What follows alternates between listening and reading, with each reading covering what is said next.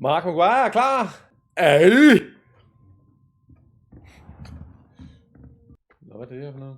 Hvad er det for noget svineri? Quest. Der er de der... What about the room, Professor? Det er også fede, I was thinking the same thing, Deke. Perhaps you could help. Oh, excuse, Deke. Ah, there you are.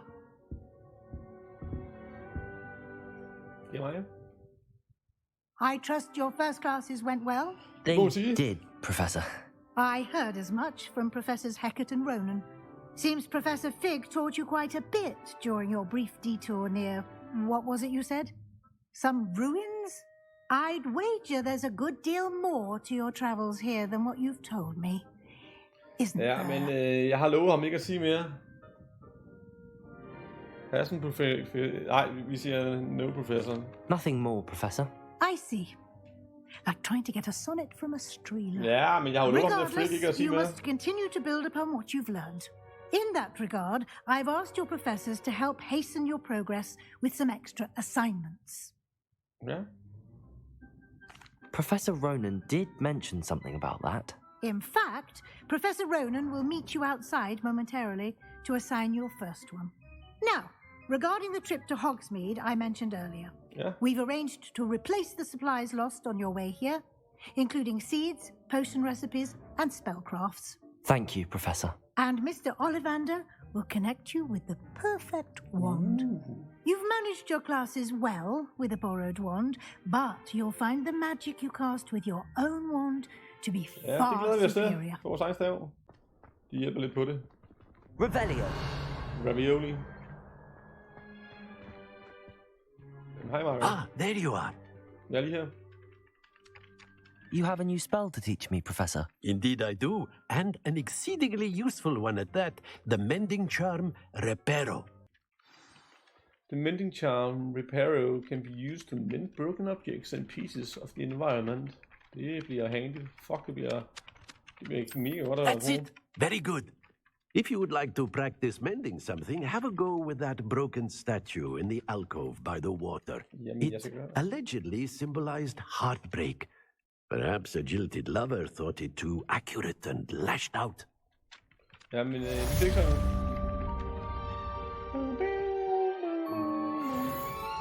Reparo. Nicely done. Works like a charm, doesn't it? Ja. Det var stort.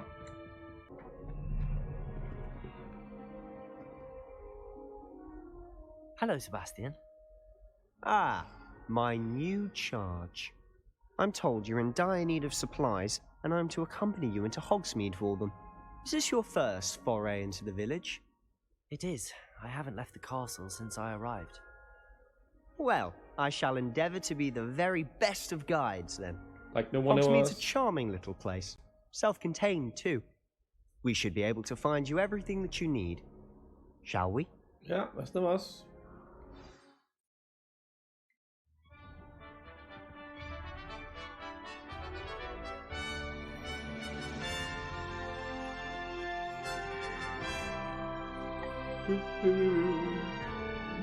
Wow. Hold da kæft, det stort det her spil her, mand. I was glad Professor Weasley asked me to join you today. As am I. Thank you, by the way. Of course.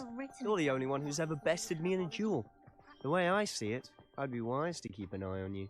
Ja, true. Du har sandt som det sagt. Speaking of Weasley, she seems to have taken quite a shine to you. Has she? Hold da kæft, så blev det open world, hva'? I'm still surprised that a professor would entrust me with anything. Gal, hvor er det flot spillet. Prøv lige at se det gang. Der har vi Quidditch-banen der. Wow, stadionet. Hold da kæft, mand. Er du gal? Et spil, hva'? Wow.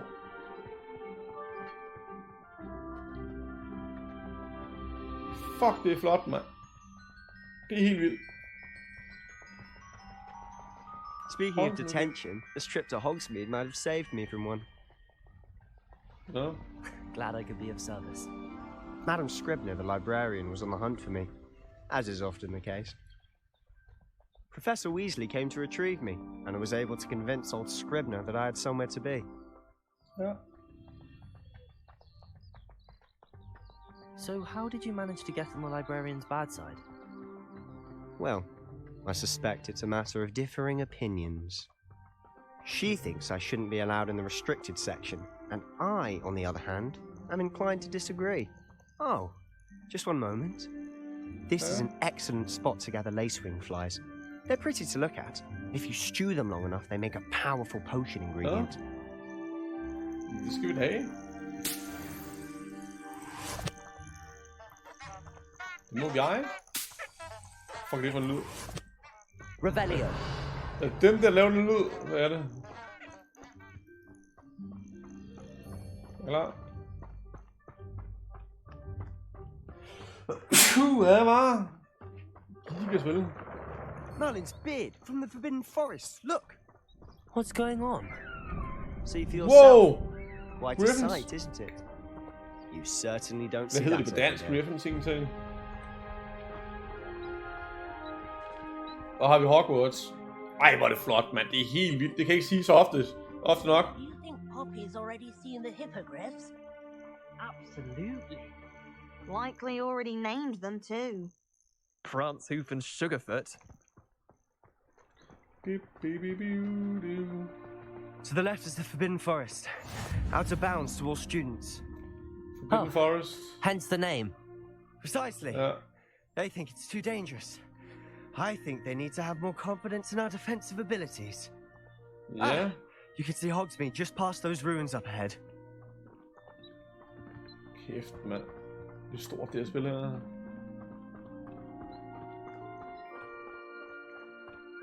Damn. Ej, lad os lige se på Hogwarts en gang til. Hold nu kæft, mand.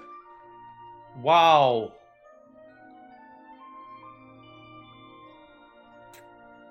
Det må man bare sige. Det er fandme i orden.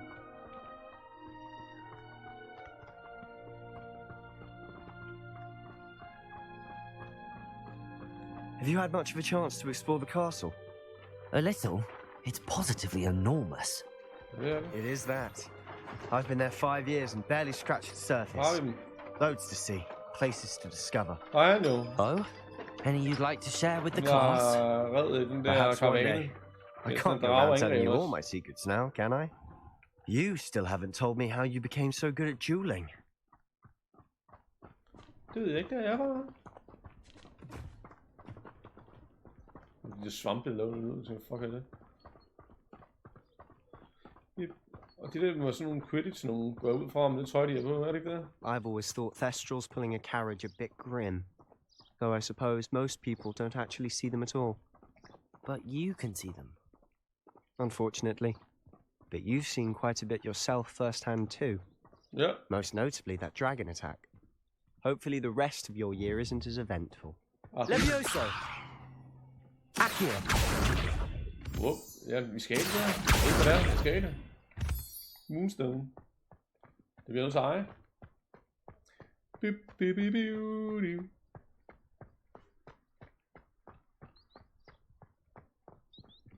For helvede, jeg spiller. Revelio! Det er jo for sindssygt, mand.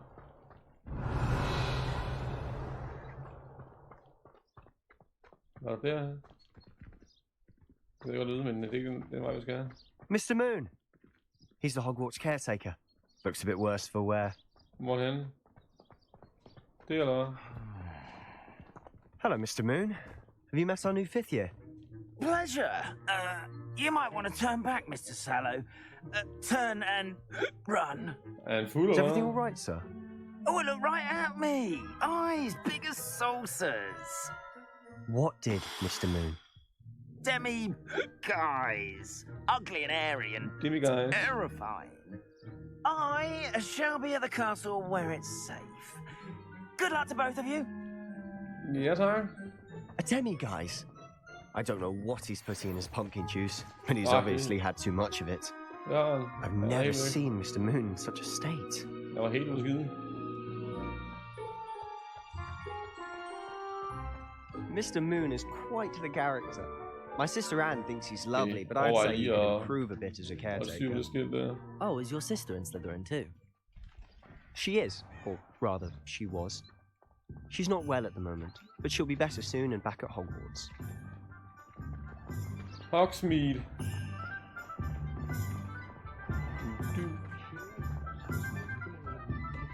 Okay, så når det regner, kan man også se det på ens fucking tøj. Lækker.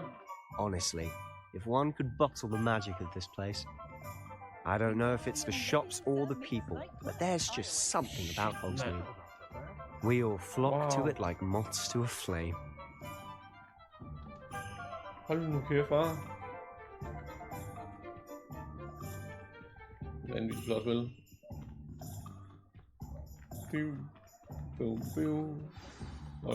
So how would you like to do this? Weasley told me you had a list of things to get, a wand and some other bits. Yeah. Yes. Dittany seeds, some spellcrafts, and some potion recipes. Perfect. Can't wait to see what you do with the new wand. And a short list gives you plenty of time to poke around the village. Yeah. I just have to pop into a shop to find something for my sister. Let's meet up in the town circle when you're finished. Alrighty, tidy. Remember, have fun. It's Hogsmeade.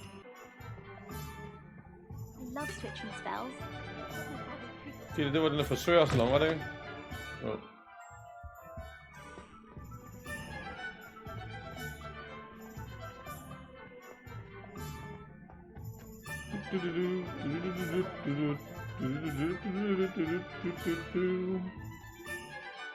Det penge der. Ja, nu tager jeg. Wow. Revelio. A fast travel point derovre.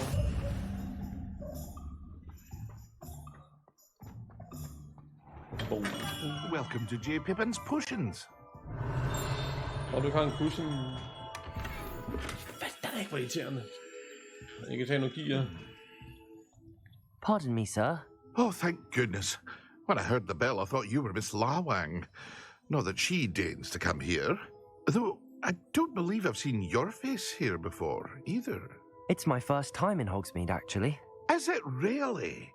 Well, Parry Pippin at your service. And this is J. Pippin's Potions. Potions for all ailments. Yeah. You'll have read it on the sign, of course, but Grandfather always made me say it in full. How may I help you today?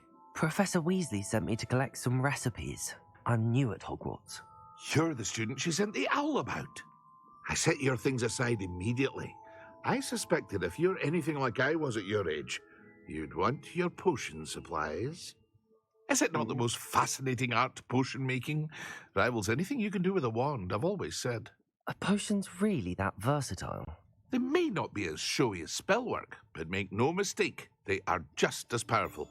They can heal, destroy, protect. You'll discover all of this soon enough.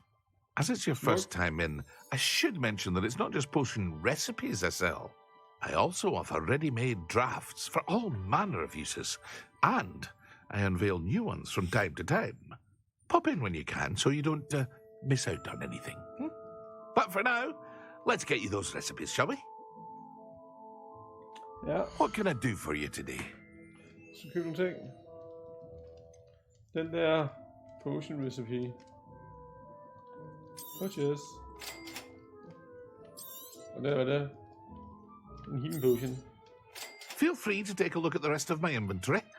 Or come back another time if you're in a rush today. Pardon me, sir. I'm here for the spellcrafts Professor Weasley ordered. Matilda, student. I thought I might be seeing you soon. I am the proprietor here. Thomas Brown. I take it you've had a conjuring lesson then? I'm afraid I haven't yet, sir. Ah, but you will soon enough. It is magic at its purest, creating something out of nothing. Of course, it is not without complexity, but that is where my spellcrafts come in. Stay the course, and you could soon impress even Professor Weasley. That's certainly something to aspire to, Mr. Brown. I look forward to that day. And I, too, seeing it. Spellcrafts are incredibly useful for conjuring unique items like custom pieces of furniture or decoration. but I shall let Professor Weasley do the teaching.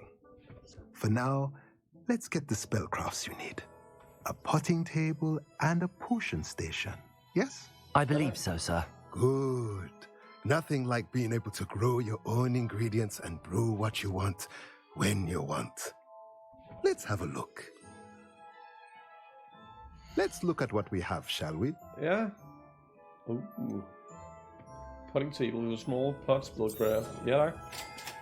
Small potion station. Ja, tak. 0 kroner først, om det lækker. If you're interested, feel free to take a look around at the rest of my inventory. Akio, ja, tak.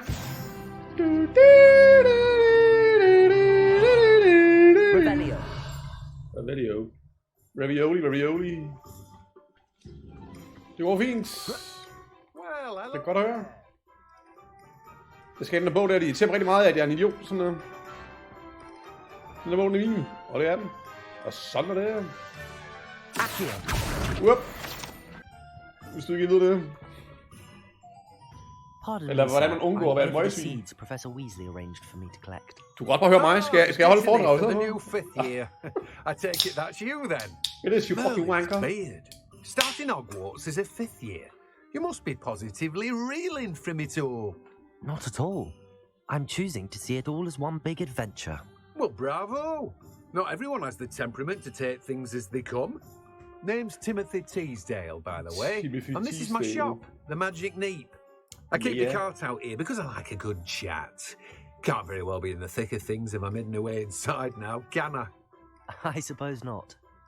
In addition to seeds, I have plenty of plants. Grow everything glæder dig at se det her, den her by. Og ja, lige uden for Hogwarts, altså skolen. Hvor flot det er, det er sindssygt, man. Diddney seeds. Hvad fuck er Diddney seeds? Let me guess. You're after something fresh. I sure am. Can I purchase this one? Diddney seeds unlock the ability to grow Diddney in small pots. And what's a wheat high? Do have a look around. Plenty of ingredients to pique your interest, I'd wager. Hvad er det der? Whoop. Ja, okay.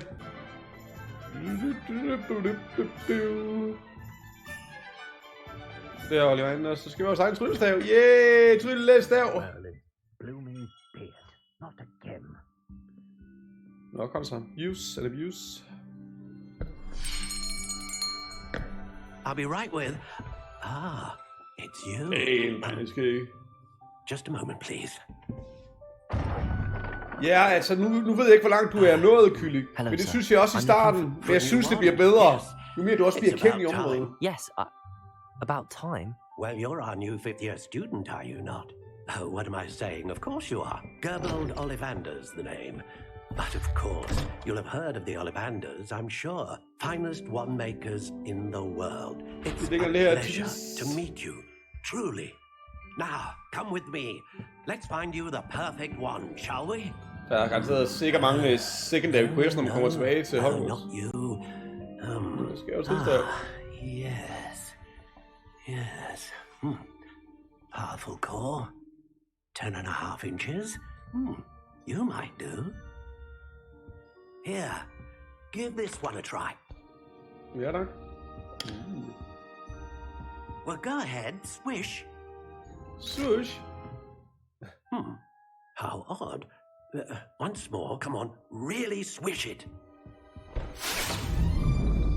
Oh, shit. Oh, dear. Well, this isn't a good match at all, is it? Come in. We'll find you something, not to worry. No, not you. Perhaps. Yes. A rare wood, 13 3/4 inches, dragon heartstring. Okay. Let's give this one a try. Ja.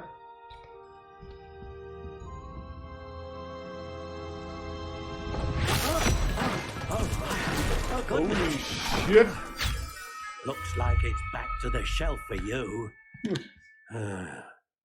This is proving to be trickier than I had anticipated. How perplexing. Ham der fra Slytherin, Kylling. Perhaps you... Og ja, kun du leder ham der fra Slytherin. Det er den første undervisningstime.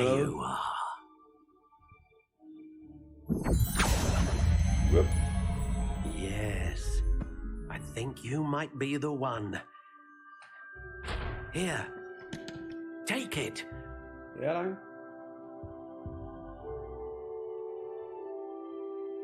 Nå, jamen, så kan vi lave vores egen stav, er det ikke noget med det? Jamen, skal det der være vores tryllestav? Er det drømmen, det der? Men det er det, det er drømmen. Køber den. What do you think? Wow.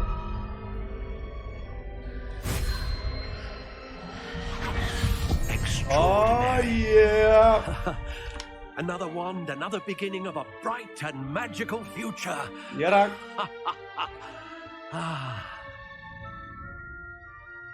Lækker stav, jeg fik mig Now, how did that feel? Good. Different. I sense a sort of surge of some kind. A match. Your connection seemed particularly powerful. The right wand will learn from you, just as you learn from it. I'm eager to try it out. Oh, nice. Of course. And a phoenix feather core is terribly selective. This will be an excellent match indeed. And the bond between you and your wand should only grow stronger. Do not be surprised at your new wand's ability to perceive your intentions, particularly in a moment of need. That sounds wonderful, Mr. Ollivander. I'll let you get to it. Do come and see me again if ever I can be of further assistance. Ja, nej. Well, that's everything. Fik vi vores tryllestav, vores helt egen lille tryllestav, vi kan lide den. Okay. Og vi skal møde Sebastian. Ja, by her, fuck hvor er det flot, mand. Det er helt vildt. Kan du ikke lide en god, lang, solid tryllestav, Benson? Er det ikke noget for dig? Kan du ikke lide at synge rundt med en tryllestav? Kan du ikke lide, når du sprøjter magi ud af tryllestaven? Kan du ikke lide, når du sprøjter hvidt magi ud af tryllestaven? Kan du ikke lide det?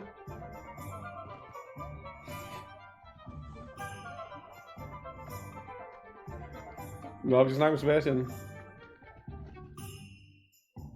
I officially have all of my supplies. Excellent. Nej, det er kæresten, der godt kan lide at gøre det, også. Kæresten kan godt lide at bruge den tryllestav, kan du ikke? So I suppose the world is our oyster now. Let's see what else we can get up to. Hvem giver noget? Kommer en trold. Men ubehageligt bange. Så for satan da! Yeah. Det er godt det her. Hvorfor satan? Draw it away from the building! Away from the village! Woohoo! I'm gonna get your ass! Kommer der flere? Ja. Holy shit, man! Sådan der. Har vi noget, tror jeg lige. Er du sindssyg, satan, mand? Jeg er rigtig bange for ham. Levioso. Are we weakening him at all? Keep at it. We'll wear him down eventually. Levioso. Levioso. Hvorfor satan, mand?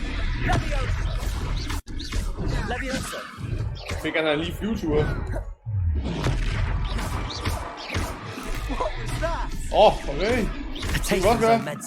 Bang! Bang! Kan du lide det? Nej! Fløj jeg, mand.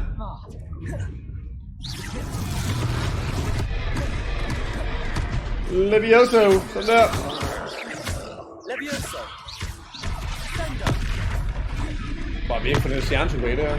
Han er en rigtig farlig mand. Ah, hvad? That's right, lumbering loud. He's faltering. A few more hits to do the job. Måske for evigt. Mandingo. Lang. Så Så for det der to invoke ancient magic. Ja da! Oh, I'm firing my laser! Den der. Død, mand.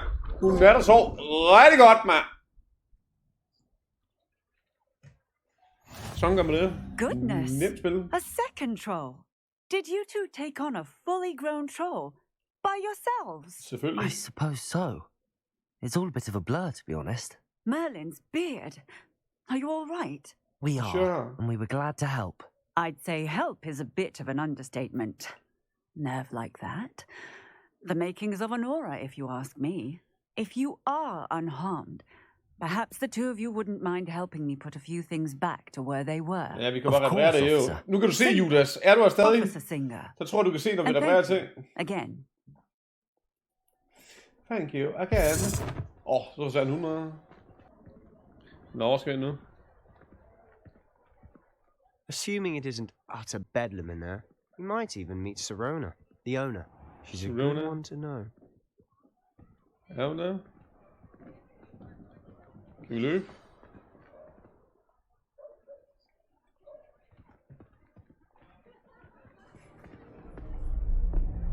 Ej, evil fucker, eller hvad?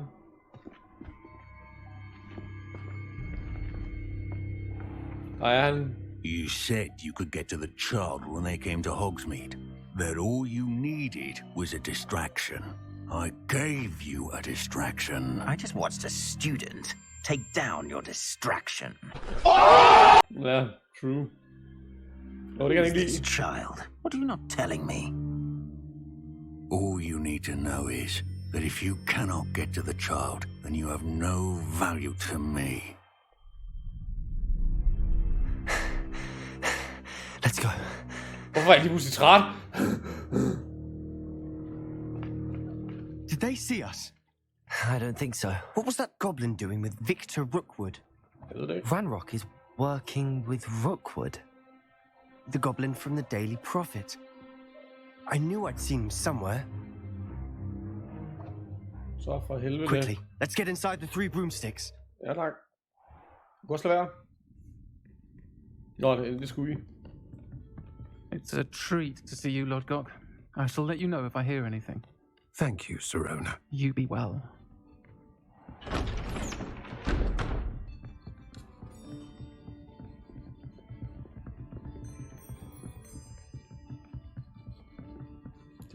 Now, what can I...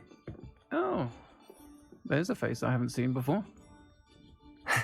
It's my first time here. Welcome. Butterbeer's on me. Heard about the attack. I shall be looking in on the other shopkeepers and residents shortly. Glad to see you two escaped injury. Thanks to this one. Single-handedly took down a troll. Is that right? Well done.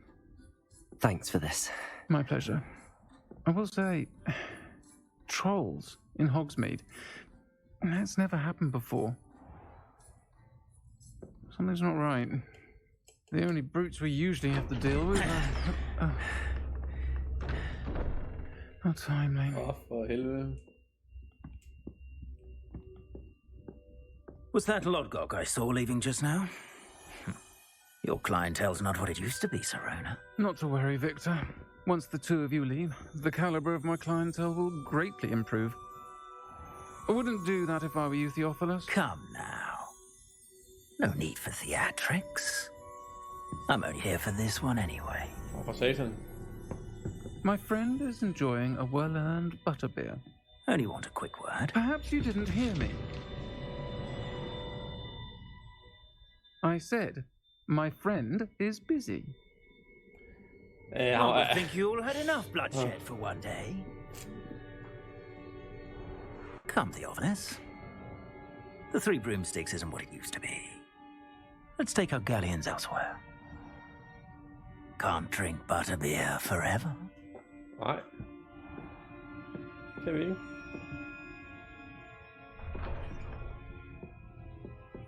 Seems you've made an unfortunate enemy. Watch your back.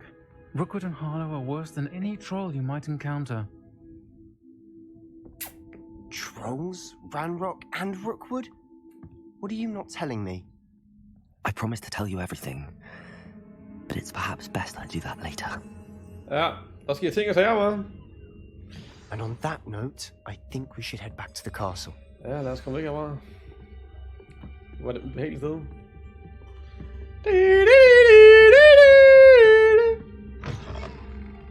Nå, det blev aften. Meget hurtigt. Kan vi gå, eller hvad? Ja. I'm certainly glad Sirona was there. Told you she was one of the good ones. I can see that. She didn't seem at all intimidated by Rookwood and Arlo. I think you'll need to tell me why Victor Rookwood has you in his sights. But we can talk later. For the moment, we should return to the castle. Professor Weasley's certain to hear about the troll attack soon if she hasn't already. Don't want to risk another detention for getting back after hours.